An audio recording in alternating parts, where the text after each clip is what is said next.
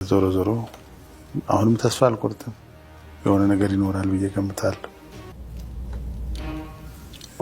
በተለይ ካገኘ ደግሞ ትሸለማል እና ያ ነገር ስላለ ይሄ ነገር ከታሪክ ጋርም የሚገጣጠም ነው። ያው እንደዚህ አይነት ታሪክ ያለው ሰውም ሊኖር አይችልም በሚል ከዛ በኋላ እኔ ራሴንም ከሱ ጋር ማመሳሰልም ጀመርኩኝ።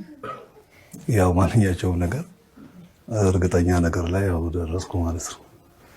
ፈጽሞ አባዱላ አባቴ ይሆናል ብላ አስበህ ግን አታውቅም? ከዛ በፊት አስቤ አላውቅም። እንዴ አንድ ነገር ብዬ ነበር። ልጁን ከፈልገ ካገኘ እሸልምሃለሁ ብዬ ነበር። ፈልገ እኮ ነው ያገኘው። የአንተ ድምፅ ብዙዎች ጆሮ ውስጥ ገባና አሁን በኦሮሞ ባህል መሰረት የኦሮሞ ባህል